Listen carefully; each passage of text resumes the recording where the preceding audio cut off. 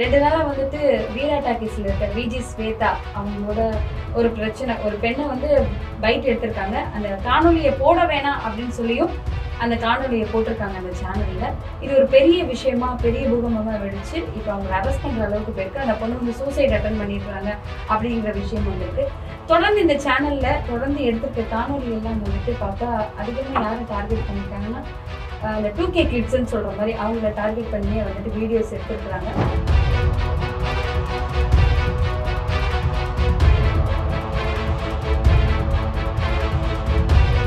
நிச்சயமா நான் அதை பார்க்கும்போது பார்த்தீங்கன்னா நிச்சயம் அது வந்து இந்த சமூகத்துக்கு என்ன சொல்ல வருது அந்த யூடியூப் சேனலுக்கு எனக்கு தெரியும். சரி. எல்லாம் அந்த பள்ளி கல்லூரி மாணவிகளுக்கு தான் இந்த மாதிரி இன்ட்ரி எடுக்கிறது. இந்த வீடியோக்கள் வந்து இவங்க போட்டுட்டு இவங்க என்ன இந்த சமூகத்துக்கு சொல்ல வராங்க, அதாவது ட்ரெண்ட் ஆகணும், ட்ரெண்ட் ஆக்கிட்டு அதன் மூலமாக வியூவர்ஸ் அதிகமாக பார்க்கணும், சப்ஸ்கிரைப் அதிகமாகணும், பிரச்சனை சம்பாதிக்கணும். இதை தவிர அவங்களுக்கு வேறு எந்த நோக்கமும் இல்லை. இவங்களை வந்து கைது இல்லை, அடிச்சு கை கால் உடைக்கணும்னு சொல்லுது. அப்படி சொன்னால் மிகப்பெரிய தவறான முன்னுதாரணத்தை காட்டுறாங்க. நாளைக்கு வந்து நீங்கள் போயிட்டு ஒரு என்ட்ரி அடிக்கிறீங்க, ஏதாவது இந்த நீங்கள் இருக்கக்கூடிய தொகுதியில் திமுகவா காங்கிரஸா பாஜகவா எந்த கட்சிக்கு நீங்கள் ஓட்டு போடுவீங்கன்னு கேட்க போறீங்கன்னா பைக் எடுத்து போய் நிற்கும் போது என்ன நினைப்பாங்க? இதை தான் நினைப்பாங்க. இல்ல இப்ப கூட சமீபத்துல வந்துட்டு காத்து கருப்பு கலையும் வீரா டாக்கீஸ்ல அந்த காத்து கருப்பு கலை 4-5 பேர் இருக்காங்க, ஒரு 5-6 பேர் இதே கல்யாணம் பண்ணிக்கிறாங்க. அப்புறம் வந்து இது வந்து என்ன ஒண்ணுமே புரியல எனக்கு. இது நிஜம் அல்ல, கற்பனையின் இது கதாபாத்திரம். கற்பனைக்கு ஒரு எல்லாம் இருக்கீங்க, அதை பொதுமக்கள் மத்தியில் கொண்டு போய் நீங்க என்ன சாதிக்க போறீங்க?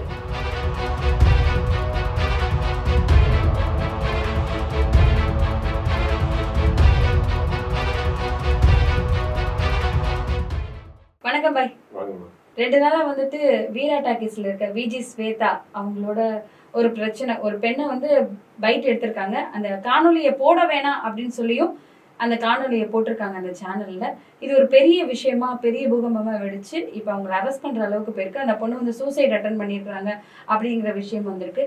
தொடர்ந்து இந்த சேனல்ல தொடர்ந்து எடுத்திருக்க காணொலி எல்லாம் வந்துட்டு பார்த்தா அதிகமாக யாரை டார்கெட் பண்ணியிருக்காங்கன்னா அந்த 2K கிட்ஸ்ன்னு சொல்ற மாதிரி அவங்கள டார்கெட் பண்ணியே வந்துட்டு வீடியோஸ் எடுத்திருக்கிறாங்க. எடுத்திருக்கிறது எல்லாமே வந்து கண்டென்ட் எல்லாம் பார்த்துட்டா வந்து அது சில பேருக்கு ஏற்றுக்கொள்ளப்படும், சில பேரால ஏற்றுக்கொள்ளப்படாத காணொலிகளாகவே இருக்கு. அதை நீங்க எப்படி பாக்குறீங்க? நிச்சயமா நான் அதை பார்க்கும்போது பார்த்தீங்கன்னு சொன்னா நிச்சயம் அது வந்து இந்த சமூகத்துக்கு என்ன சொல்ல வருது அந்த யூடியூப் சேனலுக்கு எனக்கு தெரியல. சரி. எல்லாம் அந்த பள்ளி கல்லூரி மாணவிகள்கிட்ட தான் இந்த மாதிரி இன்ட்ரி எடுக்கலாம். நீங்கள் அதை வந்து பள்ளி மாணவிகிட்ட கல்லூரி மாணவிகிட்ட இன்ட்ரி எடுக்க நிறைய விஷயங்கள் இருக்குது. அதை ட்ரெண்ட் ஆக்கலாம். உதாரணத்துக்கு ஒரு மாணவிகிட்ட போய் நீ ட்ரெஸ் போட்டு அம்மா துவைப்பாங்களா, நீ துவைப்பியா, அல்லது நீ எடுக்கிற ட்ரெஸ் அம்மா எடுத்து கொடுப்பாங்களா, அப்பா எடுத்து கொடுப்பாங்களா, இதெல்லாம் கூட ஒரு விதமான ஒரு இதுதான் அது. அப்போ வீட்டுக்கு போன வீட்டு வேலை செய்வியா, நீ கல்யாணம் ஆச்சுன்னா மாமியாருக்கு அடங்கி நடப்பியா, மாமியார் கூட இப்படி ஒத்துழைப்ப, இதெல்லாம் ஒரு ட்ரெண்டிங் தான். கணவன் பேச்சை நீ கேட்கணும்னு நினைப்பியா, இல்லை கணவன் உன் பேச்சை கேட்கணும்னு நினைப்பியா, இதெல்லாம் ஒரு ட்ரெண்டிங், ஒரு டிஃப்ரெண்டான ஒரு விஷயங்கள் தான் இது. பட் இந்த வீடியோவை பார்த்தீங்கன்னு சொன்னா அருவருக்கத்தக்க வார்த்தை தான் அந்த பெண்ணை கேட்குது. நாளைக்கு அந்த சின்ன சிறுமிகள் எல்லாரும் பெண்ணாருக்கும் பசங்கள், சிறுவர்கள் அது அந்த பசங்களே வந்து கொஞ்சம் ஏஜுக்கு பிறகு அந்த வீடியோ பார்த்தாங்கன்னா அவங்களுக்கே வந்து அது நம்மளா பேசணும், அது என்னடா இப்படி தவறு பண்ணிட்டோமே அப்படின்னு தோணக்கூடிய அளவுக்கு அந்த பேச்சுக்கள் இருக்கு, அந்த வீடியோனுடைய இதுவே இருக்கு. பார்த்தீங்கன்னா ரொம்ப இப்போ நீங்க கூட இருக்கீங்க, டென்ட் ஆகணும்னா 5 நிமிஷம் வேலை, நம்ம 2 பேருமே பேசி டென்ட் ஆகணும்னு சொன்னா 5 நிமிஷம் வேலை. ஆனா அந்த சமூகத்துக்கு நாம என்ன சொல்லுவோம்? கண்டிப்பா சார். இதை பார்க்கக்கூடிய ஒரு நான் சொல்றேன் சார், ஏன் சார் அவங்க தொடர்ந்து வந்து அந்த படிக்கிற பசங்களையே அந்த 2K கிட்ஸ், அந்த ஸ்கூல் போற பசங்க, அந்த 20 to 22 வயசு இருக்கிற பசங்களே டார்கெட் பண்ணி கொஸ்டின் கேட்கறாங்க. ஒரு விஷயம் ஒரு சேனல்ல ஒரு விஷயம் போடுறோம்னா அது தப்புனா அந்த சேனல்ல வந்து ஸ்ட்ரைக் அடிப்பாங்க. சேனல்ல வந்து இது போடக்கூடாது, சட்டப்படி தவறு சொல்லுவாங்க. இது வந்துட்டு மாணவர்களை டார்கெட் பண்றாங்க. இது தப்பு இல்லையா சார்? அவங்களோட ஃபியூச்சர் என்ன ஆகுறது? இதே வீடியோவை இப்போ குழந்தைங்களும் ஃபோன் வந்துலாம் யூஸ் பண்ண ஆரம்பிச்சிட்றாங்க. ஸ்க்ரோல் ஆகும்போது இந்த வீடியோ வந்ததுன்னா அதில் யூஸ் பண்ணக்கூடிய வார்த்தைகள் அந்த குழந்தைங்களும் தானே சார் கேட்குறாங்க. அதை எப்படி அவங்க ஏற்றுட்டு அந்த வீடியோஸ் எல்லாம் போட்டாங்க? அதை தான் நான் சொல்கிறேன். நான் இந்த வீடியோக்கள் வந்து இவங்க போட்டுட்டு இவங்க என்ன இந்த சமூகத்துக்கு சொல்ல வராங்க, அதாவது ட்ரெண்ட் ஆகணும், ட்ரெண்ட் ஆக்கிட்டு அதன் மூலமாக வியூவர்ஸ் அதிகமாக பார்க்கணும், சப்ஸ்கிரைப் அதிகமாகணும், லட்சக்கணக்கில் சம்பாதிக்கணும். இதை தவிர அவங்களுக்கு வேறு எந்த நோக்கமும் இல்லை. கண்டிப்பாக படுக்கையறை காட்சியை தவிர மற்ற எல்லாத்தையுமே வந்து பேசக்கூடிய நம்மளே அந்த அந்த பெண்ணு என்னென்ன பேசிச்சு, அந்த பசங்க என்னென்ன பேசுகிறாங்க, அந்த பசங்களை என்னென்ன பேச வச்சிருக்கு இந்த பெண்ணு அப்படின்றத நம்ம இப்போ இந்த உங்கள் ஈழத்தமிழ்லேயே பேசுறதுக்கே பயப்படக்கூடிய நிலையில தான் அவங்க பேசியிருக்காங்க. உண்மையா இல்லையா? உண்மைதான் சார், உண்மைதான். இதை பாரு, அதை பாரு, இப்படி இருக்கு, அப்படி இருக்கு, இந்த மாதிரி வார்த்தைகளே வந்து பார்த்தீங்கன்னு சொன்னால் இது வந்து டூ மச். இவங்களை வந்து கைது இல்லை, அடிச்சு கை கால் உடைக்கணும்னு தோணுது. வெறி அப்படி இருக்கு. ஏன்னு சொன்னால் மிகப்பெரிய தவறான முன்னுதாரணத்தை காட்டுறாங்க. இப்போ நிறைய அந்த மாதிரி வந்து பார்த்தீங்கன்னு சொன்னால் அவர் இந்த பயில்வான் ரங்கநாதன் சொல்லிட்டு இருக்காரு. அவர் பாருங்க உட்கார்ந்தாருன்னா நான்வெஜ் பேச்சா பேசு இந்த நடிகர்னு நானா சொல்றேன். சினிமா துறை அப்படிதான் அப்படின்றது அது வேற விஷயம். அதை பற்றி நம்ம வந்து பொதுவெளியில் யார் என்ன ஏதுன்றது நம்ம பேச முடியாது. தீராது நிறைய சொல்லிட்டாரு. கருப்பாக இருந்தாலும் நடிகை எல்லாம் கற்போடு இருந்தால் நடிகை ஆக முடியாதுன்னு ஒரே வார்த்தையில் சொல்லிட்டு போயிட்டாங்க. சொல்லாமலே இல்லைங்களா சொல்லியிருக்காங்க. இதே போல் பல விஷயங்கள் இருக்குது. அதுக்காக வந்து அவரை கூப்பிட்டு உட்கார வச்சுக்கிட்டு இன்டர்வியூ எடுக்கிறாங்க பாருங்க. ஏன்னு சொன்னால் வியூவர்ஸ் அதிகமாகுது, சப்ஸ்கிரைப் அதிகமாகுது, பணம் நல்லா வருது அப்படின்றதுக்காக அவர் என்ன பண்ணுறாரு, இந்த நடிகை அந்த நடிகை கூட போனாலும் அந்த நடிகை இந்த நடிகை கூட போனால் இவங்க கூட அவங்க போனாலும் அவங்க கூட இவங்க போனாலும் இவருக்கு வேலையே இதுதான் அவருக்கு வேலையே இதுதான். இதை தவிர வந்து அவர் எதுவும் சொல்ல வரலையே. இப்போ அது சுசித்ரான்னு சொல்லிட்டு குமுதம் எவ்வளோ பெரிய நிறுவனம், அவங்க இப்போ யூடியூப் ஆரம்பிச்சிருக்காங்க. சுசித்ரா உட்கார வச்சு இன்டர்வியூ எடுக்கிறாங்க. பார்த்தீங்களா எப்படி சொல்லிடுறோம். அந்த பொண்ணு பேசுறது பார்த்தீங்கன்னா ஐயோ தனுஷும் கார்த்திக்கும் வந்து ஹோமோசெக்ஸு, அவங்க தனுஷுடைய மனைவி வந்து இப்படி, அவ மனைவி இப்படி, எல்லாருமே அப்படிதான். அப்புறம் வந்து கமலஹாசனுடைய பார்ட்டியில வந்து கொகைன் யூஸ் பண்ணாம பார்ட்டியே இல்லை, வெள்ளி தாம்பல் தட்டுறது தான் வரும். அப்போ ஒன்று தமிழக காவல்துறை சுசித்ரா மீது நடவடிக்கை எடுக்கணும். இது சொன்னது பொய்ன்னு சொல்லிட்டு. இல்லையா சுசித்ரா சொன்ன விஷயங்கள் கமலஹாசன் உட்பட எல்லாரையும் கைது பண்ணி தூக்கி உள்ள போடணுமா இல்லையா? அப்போ காவல்துறை வந்து கண்டுக்காம இருக்கிறதுனுடைய விளைவு தான் இன்னைக்கு இந்த விஜய் பேருன்னா இந்த பொண்ணு இந்த பொண்ணு வந்து இப்படியெல்லாம் பேசி அந்த இளைஞர்களையும் அந்த மாணவிகளையும் எவ்வளோ விஷயங்கள் இருக்கு சமூகத்தையும் வந்து சார் அதை என்கரேஜ் பண்றாங்களா சார்? இப்போ ஒரு விஷயம் நல்ல விஷயம் போட்டாங்க வந்துட்டு அதை பார்க்கறது இல்லை. இந்த மாதிரியான விஷயங்களை என்கரேஜ் பண்ணி இந்த மாதிரியான விஷயங்களுக்கு கமெண்ட்ஸ் பண்றாங்க, இந்த மாதிரியான விஷயங்களை லைக் பண்றாங்க, அந்த வீடியோஸை ஷேர் பண்றாங்க. ஸோ அவங்களுக்குலாம் இதனால என்ன சார் கிடைக்குது? அவங்க வீட்லயும் அதே அந்த வயசு இருக்க பையன் இருப்பான், அவங்க வீட்லயும் குட்டி குட்டி குழந்தைகள் இருப்பாங்க, அவங்க வீட்லயும் பெண்கள் இருப்பாங்க. நீங்க அந்த மாதிரி வந்து ஷேர் பண்ணவும் மாட்டாங்க. யார் ஷேர் பண்ணுவோம்னா அந்த மாதிரி அந்த இளைய சமூகம் இருக்கு பற்றியா, அதுங்க தான் இதுங்க ஷேர் பண்ணு. ஏன்னா அதுங்க தான் வந்து இன்னைக்கு வந்து சோசியல் மீடியாவில் நிறைய இருக்காங்க. அப்போது இவங்க வந்து எவ்வளோ விஷயங்கள் இருக்குது அதெல்லாம் அட்டென்ட் பண்ணாமல் இந்த 2K கிட்ஸுங்கும் போது அவங்க 2K கிட்ஸ் வந்து அதிகமாக வந்து பார்த்திங்கன்னா சோசியல் மீடியாவில் இருக்காங்க. பெரியவங்க வந்து ஜஸ்ட்டு வேலை தொழில் அதை பார்த்துட்டு அந்த ஒரு ஓய்வு நேரத்தில் தான் அதை பார்ப்பாங்க. 2K கிட்ஸ் வந்து பெரும்பாலும் காலேஜாக இருக்கட்டும் ஸ்கூலாக இருக்கட்டும் எல்லா இடத்துலையும் என்ன பண்ணுறாங்க, அதை அடிக்கடி பார்த்துட்டே இருக்காங்க. அப்போ இவங்க வந்து அதை நிறைய ரீச் பண்ணுறாங்க. அந்த இதுவை அந்த மாதிரி இந்த மாதிரி காட்டுற இந்த மாதிரி ஒரு இந்த மாதிரி ஒரு தவறான வார்த்தைகளை யூஸ் பண்ணி அது ஒரு கெத்து நினைச்சுக்கிறாங்களா சார்? அது ஒரு ட்ரெண்டா போயிட்டு இருக்கா, கெத்து நினைச்சுக்கிறாங்க. இந்த மாதிரி எல்லாம் பண்ணலாம். அதுங்களுக்கு புரியாம சில இது பண்ணுதுங்க, சில பேருக்கு புரிஞ்சு நல்லா இருக்க ஜாலியா இருக்க அப்படின்றதுக்காக பண்றதுங்க. அந்த வந்து இவங்க என்ன பண்றாங்கன்னா அறுவடை பண்ண பாக்குறாங்க, பொருளாதார ரீதியாக அறுவடை பண்ண பாக்குறாங்க. அதுக்காகத்தான் இவங்க வந்து இந்த மாதிரி ஒரு திட்டமிட்டு இந்த மாதிரி வந்து விஷயத்தை வந்து என்கரேஜ் பண்றாங்க. பட் இது வந்து மிகப்பெரிய ஒரு தவறான முன்னுதாரணம்.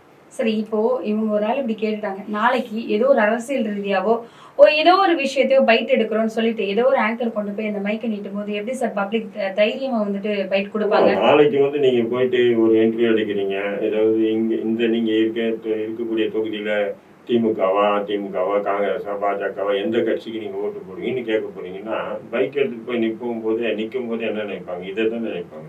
இவளுங்க எதனா ஒண்ணு பேட்டி எடுத்து நம்ம சொன்னதா இவளுங்க எதுவும் ஒண்ணு வெளிவரப்பு பண்ணி, அதனால நமக்கு மாமியார் மருமக இல்ல கணவன் மனைவிக்குள்ள பிரிவினை வரும், பிரச்சனை வரும், எதுக்கிட்ட நாசமா போகடி அப்படின்னு சொல்லிட்டு போயிட்டே இருப்பாங்க. போகலாம் இல்லையா? நிஜமா சார், நிஜமா.